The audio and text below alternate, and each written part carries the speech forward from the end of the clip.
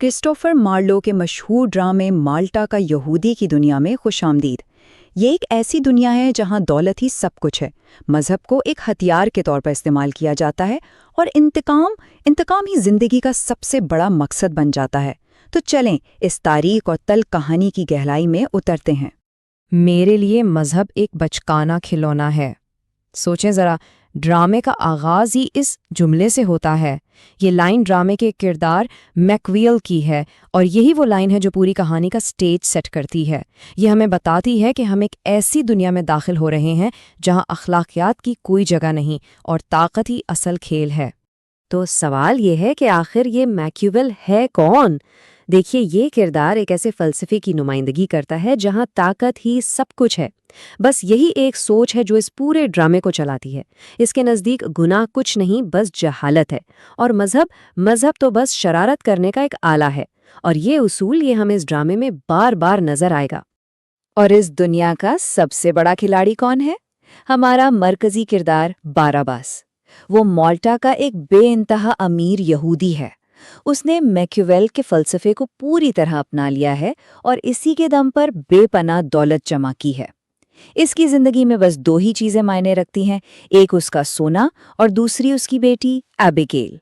लेकिन अब बाराबास की ये दुनिया पूरी तरह उलटने वाली है।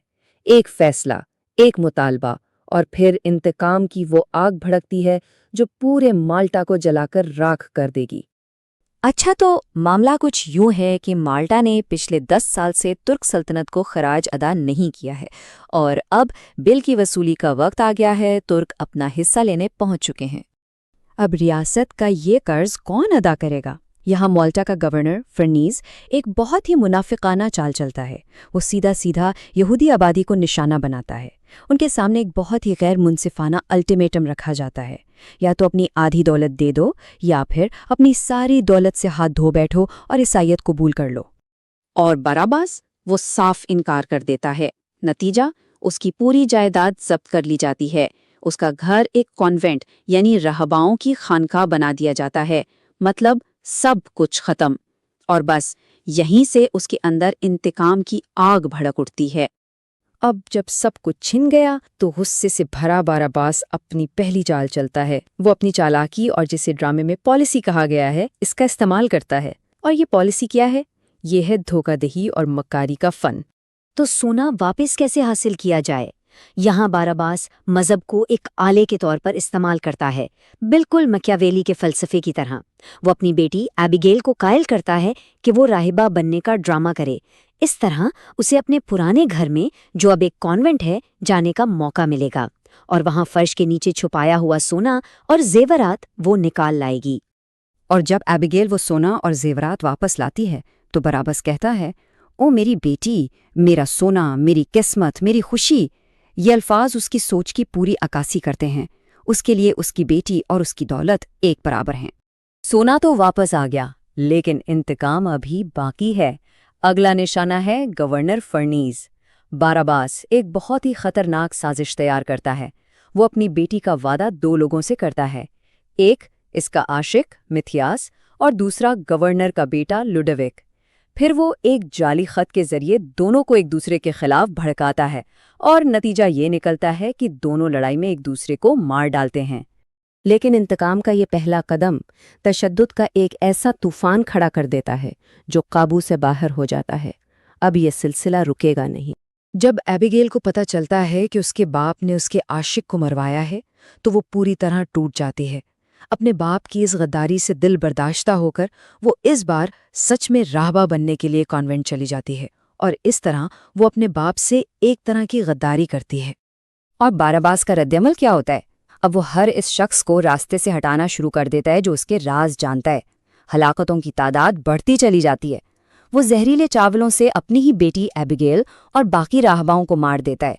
2 पादरियों को भी ख़त्म कर देता है। यहाँ तक कि अपने गुलाम एतामोर, एक तवाइफ और एक चूर को भी जहर देकर मार डालता है। अब कहानी अपनी आखिरी और सबसे बड़े मोड़ पर आती है।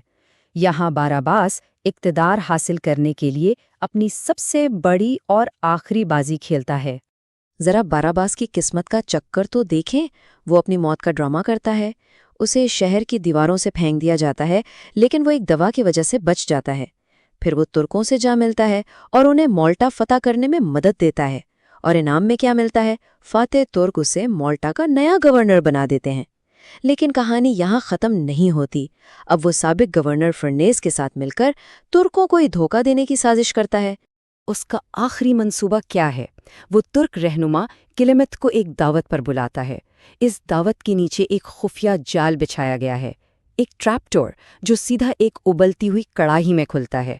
منصوبہ یہ ہے کہ اشارہ ملتے ہی فرنیس رسی کاٹ دے گا اور کلمت کڑاہی میں جا گرے گا۔ لیکن فرنیز اشارے کا انتظار نہیں کرتا، وہ رسی سخت سے پہلے ہی کاٹ دیتا ہے۔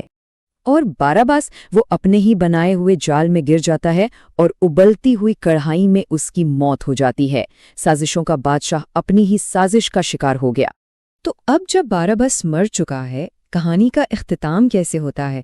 یہ شاید سب سے زیادہ پریشان کن حصہ ہے۔ باراباس کی موت کے بعد گورنر فرنیز ترک رہنما کو قید کر لیتا ہے اور مالٹا پر دوبارہ قبضہ جما لیتا ہے۔ یعنی وہی شخص جس نے یہ سارا فساد شروع کیا تھا، آخر میں فاتح بن کر ابھرتا ہے۔ اور اپنی اس جیت کے بعد وہ کیا کہتا ہے؟ اس کی تعریف نہ تقدیر کو دی جائے، نہ قسمت کو، بلکہ آسمان کو۔